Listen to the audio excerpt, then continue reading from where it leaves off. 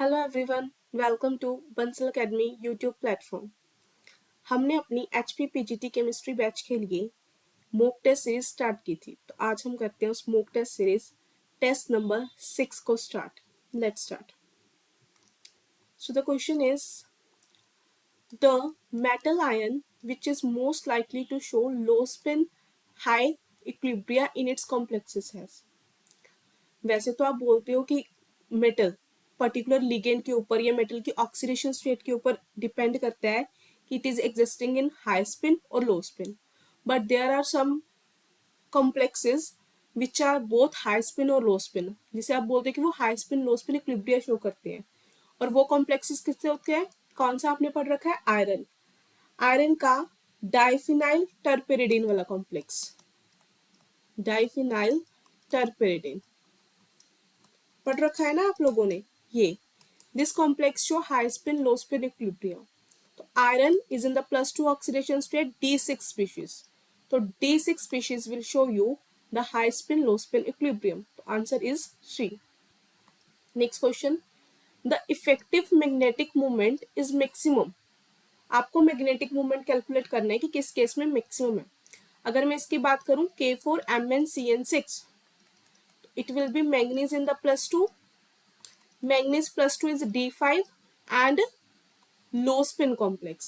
तो D5 जब आप लो स्पिन चेक करोगे तो किस तरीके का आएगा? 1 2 3 4 5। तो number of unpaired electrons is 1। Then MnO4 K2 is +1। अगर मैं इन सबके ऑक्सीडेशन स्टेट लिखूं, दिस इज -2। तो इसमें है manganese in the +6 oxidation state. तो मैग्नीज +6 ऑक्सीडेशन स्टेट में it is will be D1।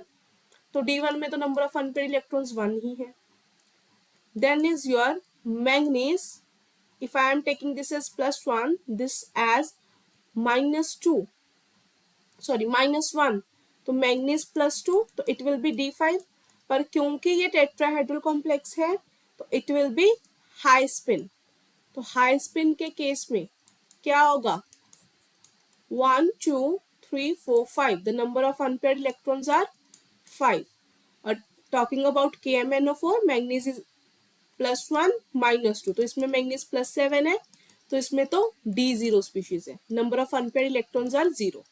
तो वैसे तो देखने से ही पता लग रहा है कि number of unpaired electrons are maximum in case of this C। तो आपका इफेक्टिव मैग्नेटिक मोमेंट किस केस में मैक्सिमम आएगा? K2MnCl4। स्टिल अगर आप कैलकुलेट करते हो म्यू को, it's has a formula Nn+2। तो ये आ जाएगा √3 और इसको करोगे तो √35। तो भी आंसर क्या आ रहा है? C। Next, the lowest energy state of an atom with electronic configuration NS1 NP1 has term symbol. उसने बोला आपका एक इलेक्ट्रॉन S में है, एक इलेक्ट्रॉन P में है, ठीक है। तो इसके लिए आपको लोएस्ट ग्राउंड स्टेट पता करनी है। तो अगर मैं इसकी बात करूं तो S1 की वैल्यू, फर्स्ट इलेक्ट्रॉन की spin is +½ and second electron की स्पिन इज ऑल्सो +½ तो S क्या होता है? S1 + S2 से लेके अप टू S1 - S2 तक। तो half + half is 1, half - half is 0। तो इसके कॉरेस्पॉन्डिंग 2s + 1 की value, when you put s is equal to 0, तो 2s + 1 is 1 and when you put s is equal to 1, तो 2s + 1 is 3। Coming to L1 क्या आ रहा है आपके पास? S के लिए 0 और L2 P के लिए आपके पास क्या होता है? 1। तो L is L1 + L2 up to so on L1 - L2। तो 0 + 1 is 1 and 1 - 0 is 0 - 1 is again 1। either 1 + 0 करो या 1 - 0, it remains same। तो इसके corresponding symbol is P। तो you are having 3P and 1P। अब इन दोनों में से ग्राउंड स्टेट टर्म कौन सी होगी? According to your rule, the term having maximum value of spin multiplicity is your ground state term. तो 3P आ गई आपकी ग्राउंड स्टेट टर्म। अब इसके लिए आपको क्या कैलकुलेट करना है? 3P तो ये भी है, ये भी है, ये भी है। अब you have to calculate what? J value. S की वैल्यू इज गिवन 1, L की वैल्यू 1, तो J क्या होता है, L प्लस S से लेके L माइनस S तक, तो 1 plus 1 up to 1 minus 1, that is 2, 1, 0। तो तीनों टर्म्स एग्जिस्ट कर रही है, 3p2, 3p1, 3p0। अब इसमें ग्राउंड स्टेट टर्म कौन सी होगी, क्योंकि p में एक ही इलेक्ट्रॉन है, तो एक ही इलेक्ट्रॉन है तो इट इज सिंपल। अगर एक ही इलेक्ट्रॉन आ रहा है तो आपकी ग्राउंड स्टेट टर्म कौन सी आएगी, जिसकी जे की वैल्यू सबसे क्या है, कम, that is L minus S. ये करते नहीं, if it is less than half filled तो J is equal to L minus S, तो 3p0 is your ground state term, lowest energy state term. So answer D is your correct answer. Next, the configuration neon 2p1 3p1 has a 3D term. Its levels are, उसने term already दे रखी है आपके लिए 3D यानी कि D3. It means 2s plus 1 is given 3. It means s की value is 1 and for D L की value कितनी होती है, 2. तो आपको J की वैल्यूज फाइंड करनी है। J कहाँ से कहाँ तक होगा, L प्लस एस से लेके L माइनस एस तक, तो it will be 2 plus 1 up to 2 minus 1, तो 3, 2, 1। तो कौन कौन सी टर्म आ गई, 3D3, 3D2, 3D1। तो option number C is your correct one. Next is possible term symbols for the first excited state of sodium with electronic configuration, this one. आप सबको पता है सोडियम की इलेक्ट्रॉनिक कन्फिग्रेशन होती है 1s2, 2s2, 2p6, 3s1। 3s1 है तो आगे 3p0, 3d0 up to so on होंगे ही होंगे, but it is it's ground state electronic configuration. In excited state इसकी इलेक्ट्रॉनिक कन्फिग्रेशन क्या बन जाएगी, या तो आपके पास क्लोज शेल कन्फिग्रेशन है नोबल गैस के corresponding, it will remain same, पर ये इलेक्ट्रॉन जहां जंप कर जाएगा तो 3p1, तो 3p1 है आपके पास। इसके लिए अब आपको टर्म सिंबल निकालना है कि पॉसिबल कौन कौन से टर्म सिंबल्स हो सकते हैं। तो बेसिकली एक ही इलेक्ट्रॉन है आपके पास, तो दैट इज योर L की वैल्यू +1, 0, -1, 1, तो corresponding symbol is P। S की वैल्यू एक ही इलेक्ट्रॉन है तो इट इज हाफ, तो 2s + 1 इज 2, तो 2p, तो 2p वैसे तो यहीं से पता लग रहा है कि ये टर्म आ रही है, तो J की वैल्यूज भी चेक कर लेते हैं। L प्लस एस और L minus S, 1 plus half is 3/2 और 1 माइनस हाफ इज 1, तो 2p 3/2 and 2p 1/2 are your two terms, तो B answer is your correct one. Next, the metal 10th question, the point group obtained by adding symmetry operation sigma h to point group C4। आपके पास एक point group है C4, it means इसमें सिर्फ principal axis है C4, ना ही तो इसमें कोई परपेंडिकुलर C2 है, ना ही इसमें कोई सिग्मा है। पर जब आप इसमें सिग्मा एच ऐड कर दोगे, क्योंकि परपेंडिकुलर C2 तो ऐड ही नहीं की, तो C4 ही रहेगा, पर सिग्मा एच ऐड कर दिया तो it will become C4H, option number B. Next, the number of C2 axis in CCl4। अगर मैं CCl4 की बात करूं तो it is a tetrahedral molecule, और टेट्राहेड्रल मॉलिक्यूल में how many C2 axis are present, 3 C2। कितनी C2 एक्सिस होती है, 3। कैसे आती है ये, आप सबको पता है, अगर आपको टेट्राहेड्रल को रिप्रेजेंट करना है तो आप कैसे करते हो, इस अरेंजमेंट में अल्टरनेट कॉर्नर्स पे एटम्स को प्लेस करके, like if this is your C, this black dot is your C, तो मैं आपके क्लोरीन को रेड डॉट से शो कर देती हूँ, दिस, फिर ये छोड़ के ये वाला छोड़ के ये, और ये वाला छोड़ के ये, दीज आर योर Cl। ये होती है आपके पास टेट्राहेड्रल अरेंजमेंट। तो इसमें एक तो ये वाली C2 एक्सिस प्रेजेंट होती है, एक ये वाली, और एक अगर आप सेंटर से ले लोगे like pin point, that means C2X, C2 in the y direction और C2 in the z direction। तो 3 C2s are present for a tetrahedral molecule। Which of the following belong to C3V point group? इनमें से किसका C3V point group है, तो SO3 की अगर हम स्ट्रक्चर ड्रॉ करें तो ये कुछ ऐसी होती है, BBr3 की स्ट्रक्चर ड्रॉ करें तो कुछ ऐसी होती है। अमोनिया की स्ट्रक्चर कुछ ऐसी होगी। AlCl3 की स्ट्रक्चर ऐसी होती है। अब अगर इसमें देखोगे तो एक तो C3 एक्सिस प्रेजेंट है यहां से Z एक्सिस की तरफ, अगर if I am taking this X, Y और Z, फिर 3C2 एक्सिस आर प्रेजेंट, उसी 3C2 एक्सिस में से पास करते हुए 3 सिग्मा वीज आर प्रेजेंट और एक मॉलिक्यूलर प्लेन 1 सिग्मा H। तो क्या आ गया इसका पॉइंट ग्रुप D3H। ये भी बिल्कुल सेम स्ट्रक्चर है तो इसका भी D3H, ये भी बिल्कुल सेम स्ट्रक्चर है D3H। पर अमोनिया में due to the presence of lone pair इसकी स्ट्रक्चर पिरामिडल होती है ट्रायंगुलर प्लेनर की बजाय।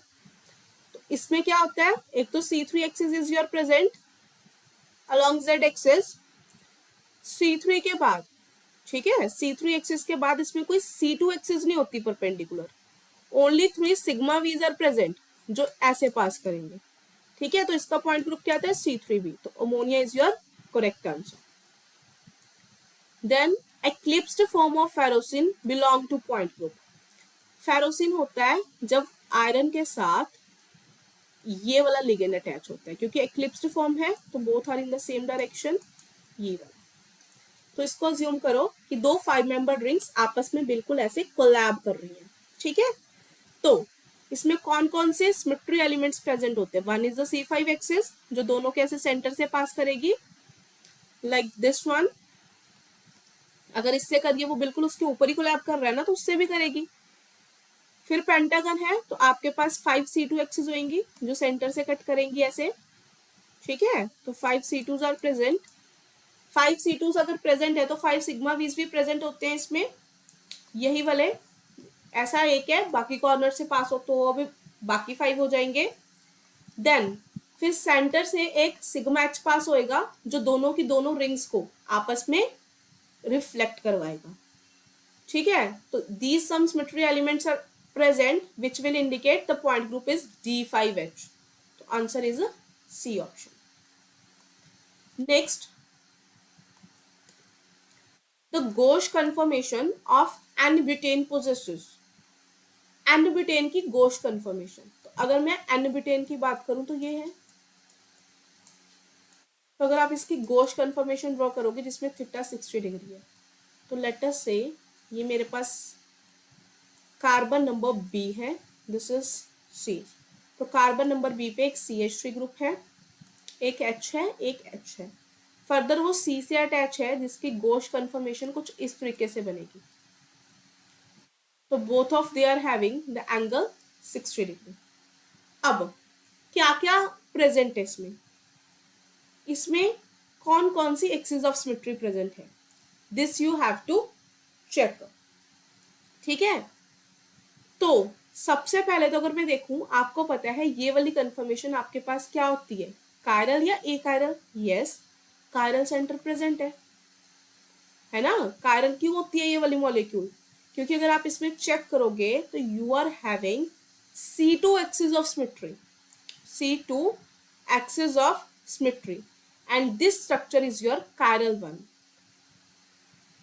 C2 axis of symmetry present है और कायरल है। अगर आप Gauche कन्फर्मेशन को एग्जैक्टली मानते हो लाइक दिस, ये कुछ इस फॉर्म में होती है, एक मिथाइल ग्रुप यहाँ पे है, एक मिथाइल ग्रुप यहाँ पे। तो अगर आप यहाँ से plane like C2 axis pass करते हो तो ये बिल्कुल सेम अपीयरेंस देती है, बिल्कुल एज इट इज। तो it means C2 axis of symmetry present है, क्योंकि अब इसमें कोई प्लेन ऑफ सिमेट्री प्रेजेंट नहीं है तो this structure is known as chiral one. तो B option is your correct answer. Next, in the compound given below the hydrogens marked A and B are. ये दो हाइड्रोजन्स हैं HB और HA, ये क्या है, इसके लिए हमें क्या करना पड़ता है, दोनों को हम देखेंगे। लेट अस से हम पहली बार क्या करते हैं, फर्स्ट हाइड्रोजन को सब्स्टिट्यूट कर देते हैं विद रिस्पेक्ट टू ड्यूटेरियम। तो ये कुछ इस टाइप की स्ट्रक्चर आएगी। और सेकेंड टाइम हम क्या करते हैं, सेकेंड वाले हाइड्रोजन को सब्स्टिट्यूट कर देते हैं विद रिस्पेक्ट टू ड्यूटेरियम। तो अगर आप इन दोनों में देखोगे मिरर इमेज रिलेशनशिप है, both are mirror images of each other, दोनों एक दूसरे की मिरर इमेज आ रही है, यस। तो मिरर इमेज रिलेशनशिप है इन दोनों में, इट मीन्स दे आर इनएंशियोमर्स, क्योंकि इसमें कोई प्लेन ऑफ सिमेट्री भी प्रेजेंट नहीं है ना ऑब्वियसली। तो इनएंशियोमर्स आ गए, तो इनएंशियोमर्स होने की वजह से ये वाले प्रोटॉन्स क्या हो गया आपके पास, इनएंशियोटोपिक।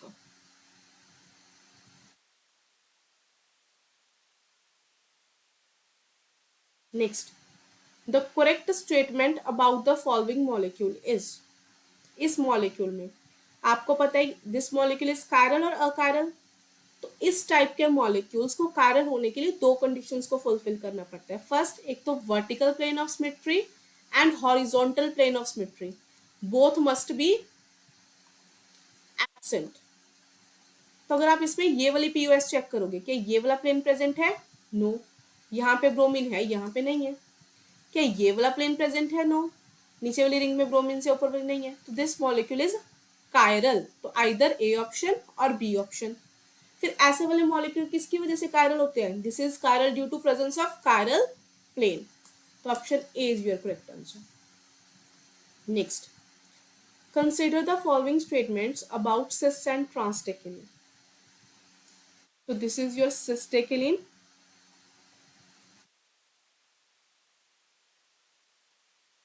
hydrogens are like this one, and this is your transtechylin. If one hydrogen is upside, second hydrogen is downwards. तो अब आपको पता है कौन सी statement, cis isomer is more stable, trans isomer is more stable. Obviously trans isomer ज्यादा stable होता है, क्यों, अगर आप इनकी स्ट्रक्चर ड्रॉ करते हो तो ये कुछ इस टाइप की आती है इसकी structure, one hydrogen upwards one hydrogen downwards, ठीक है। बट अगर आप इसकी स्ट्रक्चर ड्रॉ करते हो, इसकी स्ट्रक्चर कुछ इस टाइप से बनती है, लाइक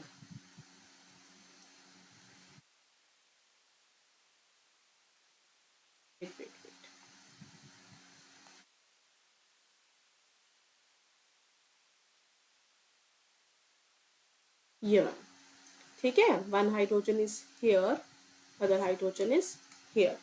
तो आपको पता है इसमें अब रिपल्शन हो रही है, ब्यूटेन गोश इंट्रेक्शंस हो सकती हैं, तो that's why this is not that much stable, this is stable one. तो trans isomer is more stable than cis isomer. और trans isomer undergo ring flipping, cis no, इसमें कोई भी रिंग फ्लिपिंग नहीं हो सकती होती, ये एज इट इज रहती है, बट इसमें रिंग फ्लिपिंग इज पॉसिबल। कैसे, ये वाली रिंग लाइक जो ये वाली रिंग है, आफ्टर फ्लिपिंग ये कुछ इस तरीके से नीचे आ जाती है, ठीक है, this hydrogen is here, this hydrogen is here, तो इसमें रिंग फ्लिपिंग इज पॉसिबल। तो cis isomer undergo ring flipping, तो both second and fourth options are correct, तो A 2 and 4 are your correct statements. Next, the Gauss interaction values 4, methyl methyl के लिए गोश interaction की value है 3.3, methyl और bromine के लिए 0.8 एंड ब्रोमीन और ब्रोमीन के लिए it is 3.0। Among the following the most stable conformation of 2,3-डिब्रोमोब्यूटेन इज, सबसे स्टेबल कौन सी बनेगी। अब देखो इन दोनों में गोश इंट्रेक्शन की वैल्यू ज्यादा है, यानी कि ज्यादा रिपल्शन हो रही है, तो both of them must be anti. तो अगर मैं फर्स्ट की बात करूं, ये तो गोश कन्फर्मेशन में आ रहा है और ये भी, तो ये तो स्टेबल नहीं हो सकती। ओके, इसमें मिथाइल मिथाइल भी एंटी है, ब्रोमीन ब्रोमीन भी एंटी है, तो ये स्टेबल हो सकती है। इसमें ब्रोमीन ब्रोमीन गोश है और मिथाइल मिथाइल गोश, तो ये भी नहीं स्टेबल। इसमें मिथाइल मिथाइल तो एंटी है पर ब्रोमीन ब्रोमीन गोश है, तो as compare to this second one is more stable, जिसमें दोनों के दोनों ग्रुप क्या आ रहे हैं, anti, so that repulsion is minimum, तो B option is your correct answer. Next, an optically active compound enriched with R enantiomer exhibited alpha D plus 90 degree. If alpha D value of this sample is minus 135, the ratio of R and S enantiomer would be. कहते हैं compound है, इनेंशियोमेरिक access है, जिसकी alpha की value है 90 degree और इसकी इनेंशियोमेरिक access है कितनी, 60% ऑफ आर। तो सबसे पहले तो इससे मैं प्योर आर आइसोमर की वैल्यू निकालूंगी। तो आपको पता है alpha of enantiomeric mixture is equals to optical rotation of pure into enantiomeric axis divided by 100. ये फॉर्मूला होता है. तो इट मीन्स प्योर का अगर आपको निकालना हो तो ये फॉर्मूला क्या बन जाएगा, alpha of enantiomeric mixture into 100 divide by enantiomeric axis. तो आर वाले आइसोमर का प्योर का कितना आ जाएगा, enantiomeric mixture का कितना है 90 degree into enantiomeric axis is 60% divided by 100. It will be plus 150 degree. और अगर आर की प्लस है तो आर और एस साइन का डिफरेंस होता है, उसका कितना आएगा माइनस ऑफ 150 डिग्री. फिर अब अगला बोला सैंपल की वैल्यू -135 है, तो लेने को हम ये भी ले सकते थे ये भी, क्योंकि पर -135 है तो माइनस वाला प्रेफर करते हैं सो दैट हम enantiomeric एक्सेस की वैल्यू निकाल सके. तो अल्फा ऑफ enantiomeric मिक्सचर अब कितना दे रखा है -135. ठीक है, तो applying this formula to calculate enantiomeric excess, तो minus of 135 is equal to pure S वाले की वैल्यू कितनी है -150 into enantiomeric excess divided by 100. तो यहाँ से आपके पास enantiomeric एक्सेस कितना आएगा 135 इंटू 100 डिवाइड बाय 150. माइनस के साथ माइनस इज कैंसर, तो ये आ गया 90% किसका, एस आइसोमर का. अगर आपके पास एस आइसोमर 90% enantiomeric एक्सेस है तो पीछे बचा 10%. 10% में से 5% आर होएगा, 5% एस. इट मीन्स एस की अमाउंट टोटल कितनी आ गई 90 + 5 95% और आर इज 5%. तो आर अपॉन एस इनकी ratio 5 divide by 95, that is 1/19. तो 1:19 is your correct answer. Next, among the choices the correct statement for A formed in the following reaction. इस reaction में ए कैसे form होएगा. नाउ सी, नाइट्रोजन के पास है lone pair, उसने product तो already बना के दे दिया कि ये इस पे अटैक करेगा, वो एच बन जाएगा और ये ऐसे हो जाएगा. ठीक है, अब nitrogen can attack from up side also, nitrogen can attack from this side also. ठीक है, बट इतना श्योर है कि दोनों केसेस में attack will be SN2, back side से अटैक होएगा. तो मैं दोनों केसेस ड्रॉ करती हूँ. Let us say this is case number A, this is case number B. तो अगर मैं ए केस को ड्रॉ करूं तो मेरी स्ट्रक्चर कुछ इस टाइप की बनेगी, लाइक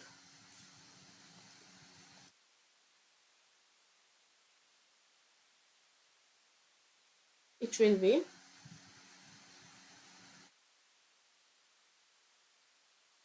नाइट्रोजन ने आपका अप साइड से अटैक किया और ये ऐसे, और OH will be at down side और ये वाला पोर्शन रिमेन सेम. और अब मैं बी अटैक की पॉसिबिलिटी बनाती हूँ कि अगर ये डाउन साइड से अटैक करता है तो these possibilities remain same. Nitrogen has attacked from down side और this is OH. तो ये दो प्रोडक्ट की पॉसिबिलिटी है. तो अगर आप इन दो प्रोडक्ट्स को देखो तो यहाँ पे अगर आप मिरर रख दोगे तो both these are mirror images of each other. आ रही है ना मिरर इमेजेस, एग्जैक्ट रेप्लिका आ रहा है. और मोर ओवर इसमें कोई भी POS प्रेजेंट नहीं है. It means these are enantiomers और ये भी अटैक की होने की चांसेस 50% है, ये भी अटैक होने के चांसेस 50% है. तो 50% of one enantiomer and 50% of second enantiomer, R और S, like this will form a racemic mixture. तो A is a racemic mixture. ये कंपाउंड क्या बनेगा, racemic mixture. Next question, if alpha D of 90% optically pure 2-aryl propanoic acid solution is 135 degree. कहता कोई pure solution है उसके लिए 90% optically pure solution है, ऑप्टिकल प्योरिटी 90% गिवन है, इसके लिए अल्फा की वैल्यू है 135 डिग्री. तो on treatment with the base at room temperature for 1 hour alpha D change हो जाता है 120 डिग्री में. तो आफ्टर 1 आवर क्या होता है, अल्फा की वैल्यू क्या हो जाती है 120 degree. The optical purity is reduce to 40% after 3 hours और आफ्टर 3 आवर्स ऑप्टिकल प्योरिटी क्या हो जाती है, रिड्यूस हो जाती है up to 40%. So the optical purity of solution after 1 hour and its alpha D after 3 hours. इसके लिए आपको ऑप्टिकल प्योरिटी की वैल्यू निकालनी है, इसके लिए अल्फा डी की वैल्यू निकालनी है। तो ऑप्टिकल प्योरिटी का अगर मैं फॉर्मूला की बात करूं, ऑप्टिकल प्योरिटी का फॉर्मूला क्या होता है, ठीक है, इट विल बी आपका अल्फा ऑफ मिक्सचर, मिक्सचर का कितना आ रहा है, divided by alpha of pure isomer into 100। Percentage ऐसे निकालते हैं हम। तो फर्स्ट केस में उसने बोला 90% ऑप्टिकल प्योरिटी है आपके पास, 90% is optical purity is given, ठीक है। तो मिक्सचर, मिक्सचर की वैल्यू कितनी दे रखी है उसने, 90% ऑप्टिकली एक्टिव कंपाउंड की it is 135, 95 optically pure substance की। तो प्योर सब्सटेंस की अल्फा की वैल्यू कैसे निकालेंगे, it will be alpha pure is equal to 135 divided by 90 into 100. After solving this you will get 150 degree, ठीक है। तो प्योर आइसोमर की इतनी आ गई। फिर सेकेंड में जब अल्फा डी चेंज हो गया 120 डिग्री, तो उस केस में ऑप्टिकल प्योरिटी, ये 1 आवर के बाद वाली बात है, तो अब कितना रह गया 120 डिग्री, प्योर की है कितनी 150 डिग्री, तो into 100 and after solving this you will get 80%। आपका आंसर आ गया 80%, या तो ये ऑप्शन या ये ऑप्शन। सेकेंड केस में उसने बोला ऑप्टिकल प्योरिटी गिवन है कितनी 40%, आपको इस अल्फा निकालनी है और प्योर की वैल्यू गिवन है 150, तो कैसे निकालोगे, तो अल्फा कितना आ जाएगा 40 इंटू 150 डिवाइडेड बाय 100, तो 15 4 जार 60 डिग्री, तो ये आ गया 60 डिग्री। तो option A is your correct answer. Next, a compound displays the following spectral data. The correct structure of the compound is IR 6090 centimeter inverse. IR 6090 आ रहा है तो that must be carbonyl peg जो किसी conjugation में चला गया है, carbonyl carbon की वजह से आएगी, that is presence due to some conjugation, ठीक है। वैसे तो अमाइड्स की आती है पर कार्बोनिल ग्रुप की ले सकते हैं, ये कभी भी एस्टर की नहीं हो सकती, एस्टर की 735 to 750 होती है। तो यहाँ से वैसे मेरे को बेसिकली क्लियर हो रहा है कि ये और ये ऑप्शन नहीं हो सकती आपके आंसर से। फर्दर अगर मैं एनएमआर डाटा की बात करूं, दिस वन, तो एनएमआर आपके पास गिवन है 2.5 singlet for 3 hydrogens, 3.8 singlet for 3 hydrogens, 6.9 and 6.8 doublet 8 hydrogens और 2 हाइड्रोजन्स। ये डबलेट आ रहा है, जे की वैल्यू 8 हर्ट्ज और 2 हाइड्रोजन्स के लिए, तो it means 4 signals are given. तो इस वाले ऑप्शन में अगर मैं देखूं तो यहाँ से पी ऑफ एस है, तो 1 2 3 4 ये 4 प्रोटॉन्स है, इन दोनों का सेम सिग्नल, इन दोनों का अपना सेम, तो 2 सिग्नल तो यहाँ से आ गए, third signal will be from here, fourth here, तो 4 सिग्नल ही आ रही है, ओके। और अगर मैं इसकी बात करूं तो इसमें कोई भी आपके पास प्लेन ऑफ सिमेट्री नहीं है, तो एक सिग्नल इसका, दूसरा इसका, तीसरा इसका, फोर्थ इसका और फिफ्थ सिग्नल इसका, सिक्स, तो इसमें तो 6 सिग्नल्स बन रहे हैं, this can't be your option, ठीक है। उसने बोला ना, तो ये वाला A option is your correct answer. ये दोनों एरोमेटिक रिंग के प्रोटॉन्स की वजह से आ गए। फर्दर यू आर हैविंग 2.5 और 3.8, तो एक मिथाइल वाला प्रोटॉन आ गया और एक ये वाला, तो this is your correct answer. Next, the correct match of 1H NMR chemical shift of the following species. अब इस वाले कंपाउंड्स में जो डेल्टा होता है वो कैसे निकालना होता है, it is inversely proportional to your electron density. जितनी आपकी इलेक्ट्रॉन डेंसिटी ज़्यादा होगी उतनी इसकी वैल्यू कम होती है। तो अगर मैं देखूं, ऑल ऑफ 3 आर एरोमेटिक, पता है हम सबको ये एरोमेटिक है, 6 पाई इलेक्ट्रॉन सिस्टम है, इसमें भी 6 पाई इलेक्ट्रॉन सिस्टम है, इसमें भी 6 पाई इलेक्ट्रॉन सिस्टम है, कॉन्जुगेशन साइक्लिक प्लेनर सारी कंडीशंस फुलफिल हो रही हैं। तो मैं इलेक्ट्रॉन डेंसिटी काउंट करूंगी। इलेक्ट्रॉन डेंसिटी क्या होता है, number of electrons divided by पर कार्बन सेंटर ले लो, चाहे आप यहाँ पे प्रोटोन एनएमआर की बात करें तो नंबर ऑफ चाहे प्रोटोन्स ले लो, ठीक है। तो फर्स्ट केस में 6 इलेक्ट्रॉन है divided by 5 protons are there, तो 6 by 5 अराउंड 1.2। सेकेंड में 6/6 अराउंड 1, और थर्ड में 6/7, 7 प्रोटॉन्स आर देयर ना, इट विल बी अराउंड 0.85। इसकी सबसे कम है वैल्यू किसकी, इलेक्ट्रॉन डेंसिटी की, तो डेल्टा का ऑर्डर क्या होगा, 3 का सबसे ज्यादा, देन 2, देन 1, इनवर्सली प्रोपोर्शनल है। तो 3 की 9.2, 2 की 7.2, 1 की 5.4, ये ऑर्डर आ गया आपका correct one, A answer. Next, the number of chemical shift non equivalent protons expected in this. आपके पास स्ट्रक्चर गिवन है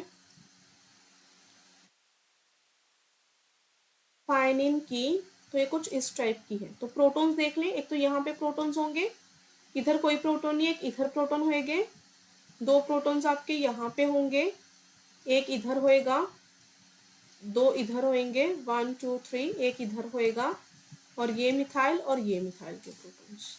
तो चेक करते हैं, कोई पीओएस नहीं बन रहा तो सारे अपना अलग अलग सिग्नल देंगे। First signal due to this, second both will give same signal, third this both will give the same, this is fourth, this is again fifth, same side आ रहा है, okay, this is sixth, और ये बात आती है कि ये दोनों मिथाइल के प्रोटॉन सेम सिग्नल देंगे या डिफरेंट देंगे। तो अगर मैं इसकी बात करूं, इसका इन्वायरमेंट कुछ इस टाइप का है, इसका अलग इन्वायरमेंट है, मोर ओवर साइड पे इनके कायरल सेंटर इज प्रेजेंट, है ना। तो both of methyl will not give the same proton, same signal नहीं देंगे, दोनों की इन्वायरमेंट क्या है, अलग अलग, तो it will give different signal, it will give different signal. तो total number of signals are 8, answer is your 8। Next question, an organic compound show following spectral data, IR की वैल्यू है 1680। तो यहां से मेरे को पता लग रहा है कि ये कार्बोनिल ग्रुप की होगी। 1H NMR 7.66 पे एक मल्टीप्लेट आ रहा है, 7.60 पे मल्टीप्लेट आ रहा है, 7.10 पे मल्टीप्लेट आ रहा है, ये सारे एक हाइड्रोजन की वजह से आ रहे हैं। और 2.50 पे एक सिंगलेट आ रहा है, that is due to 3 hydrogens. तो यहाँ से मेरे को पता लग रहा है कि ये तीनों क्या है, रिंग वाले प्रोटॉन्स, लाइक 1 2 3, हर केस में रिंग वाले प्रोटॉन्स हैं। और ये वाला जो साइड पे जो भी ग्रुप है, चाहे इसका लगा लो, इसका लगा लो, इसका, ये है। तो एनएमआर से मेरे को कोई स्पेशल इन्फॉर्मेशन नहीं मिल रही, ऐसी कार्बन एनएमआर है उससे भी कुछ नहीं पता लग रहा। तो M/Z फॉर मास स्पेक्ट्रोस्कोपी, 126 पे एक पीक आ रही है 100% सिग्नल की, और 128 पे पीक आ रही है 4.9%, और ये M है तो ये M+2 है। तो M+2 और 100:5 की रेशो में ऐसा कुछ हम सल्फर के केस में करते हैं। सल्फर के 2 एग्जिस्ट करते हैं, 32 सल्फर और 34 सल्फर, है ना। तो इनके लिए लाइक 96% होते हैं, इसका कुछ 4%, तो यही रेशियो के साथ एग्जिस्ट करते हैं। तो इट मीन्स आपके पास बी या डी, इन 2 ऑप्शन में से हो सकता है। पर अगर मैं आईआर की वैल्यू देखूं 1680 दी है, तो ये कार्बोनिल के कॉरेस्पॉन्डिंग आती है। और अगर मैं C डबल बॉन्ड एस की बात करूं, C डबल बॉन्ड एस, इसकी स्ट्रेचिंग फ्रिक्वेंसी आपके पास नियर अबाउट 1050 से 1200 सेंटीमीटर इनवर्स के आसपास आती है। तो इट मीन्स ये ऑप्शन तो नहीं हो सकता, तो option number D is your correct answer. इस वे से ये भी कंप्लीट हो गया। So thank you for watching this video.